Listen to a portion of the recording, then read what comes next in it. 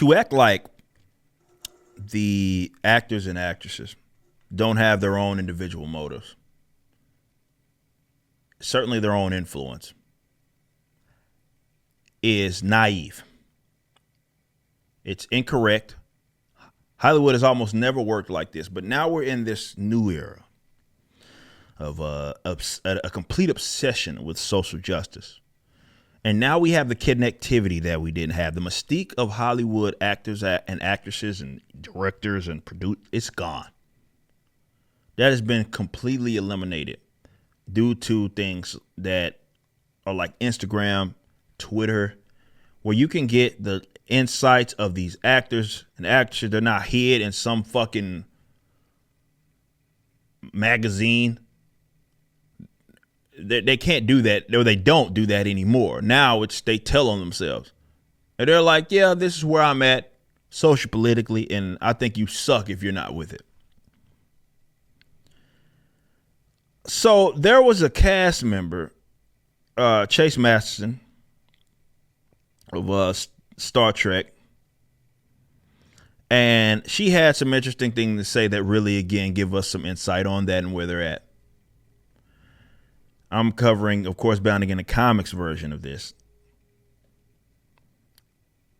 So Chase Masterson did say, and this is we're looking at a picture from Deep Space Nine, said that they're interested or would be interested in returning only, though, if they have this particular position. And we'll explain that here in a little bit. Speaking to a crowd of fans at Deep Space Nine panel held during the recent April 8th to 10th Star Trek Mission Chicago fan convention. Series stars Nana Visitor and Alexander Siddig and Chase Masterson, who was Leto. And they were asked if they would return to basically this shit. While all three were open to the idea, each basically said, hey, this is why. And so we're going to read this quote right here. It says, I would love it, but I would want to know that there was some kind of continuity, that it would really matter. That's what Visitor said. I mean, there are some jobs where they're jobs and I go, it's all right. I do acting jobs for different reasons. Star Trek is something else. And the relationship with the audience is something else. That is a good answer. That's actually a fantastic answer. I would argue if most actors or actresses had that approach, you wouldn't even get them filling the roles of these goofy characters or goofy versions, tokenized versions of these goofy characters. That wouldn't be a thing, right? That would not be a thing. But it is right now. Let me take care of this real quick. But it is right now because goofy people are goofy. Get this shit off of my screen real quick so I can actually see what I'm typing or clicking on. Somebody's trying to call me and I can't see. Okay, cool. I think I got it figured out. All right. So continuing on, I really do feel the responsibility, she added.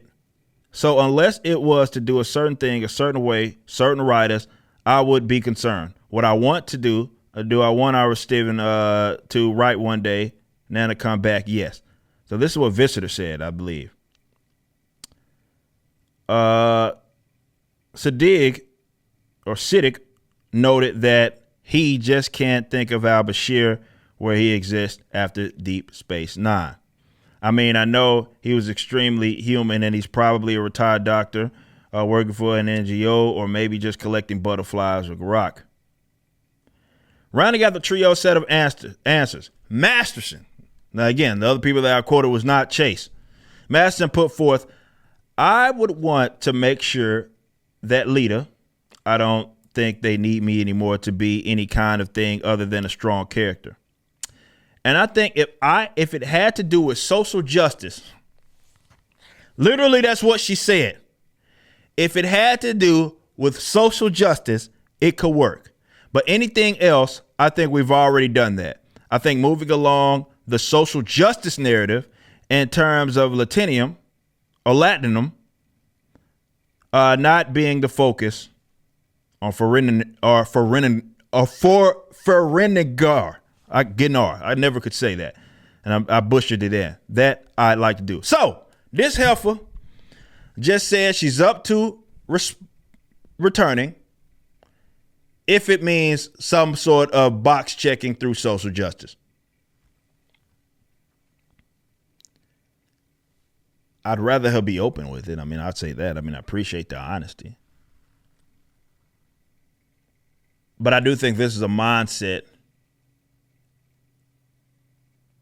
of so many actors and actresses in that they do stuff to make a social statement. And this is why often current art mediums and entertainment come off so badly. Because they're not doing them for the right reasons.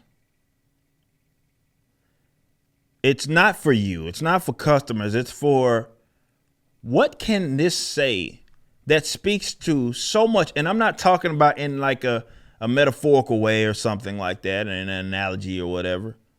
It's got to be on the nose and people need to know what it's about. And what statement can be said about this it is that we're doing. And this is why so often, I mean, we see it all the time with like comic book media. They come out with a book and they're not even leading with the story. They're leading with what this what statement was made. It's like we were talking to Chuck Dixon when they made Robin gay out of nowhere.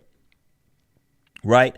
And he's like, did they make him any more interesting? No. You heard about him being, they were going to now make him bisexual.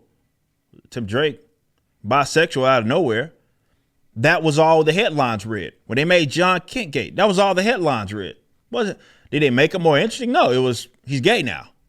Because that's what they cared about. That was the focus. That was the primary reason why they did it. It wasn't that to be interesting. It wasn't to write anything for the customers. It was, well, we have a statement to make, and this is the only reason it exists. And as social justice has become more, I'm not going to say that it's more adopted. It's become more socially acceptable in terms of a position to have publicly. Let me say that.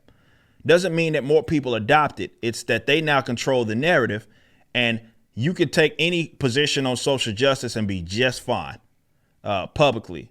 Take something that's anti, well, you end up not part of that industry anymore. So because of that, you have these egotistical, which kind of is like a prerequisite of being a member of Hollywood, people who it's about them. It's about their narratives. And like, though these other people are like, okay, I want to know if this makes sense from a continuity perspective. That's a great answer. She says, well, if it's about social justice, then I'll return. What a character. You just listened to a clip from my podcast, For Canon's Sake, which is live throughout the week at 12 p.m. Central on youtube.com/YoungRipper59 and odyssey.com/@YoungRipper59. Be sure to check out my website, ericdjuly.com, so you can stay up to date with everything it is that I'm doing. You can also become a member and get access to a bunch of cool perks and exclusive content, which includes a social media hub where you can interact with myself and other members. It even has an app that you can get, which is now live in the Google and Apple stores.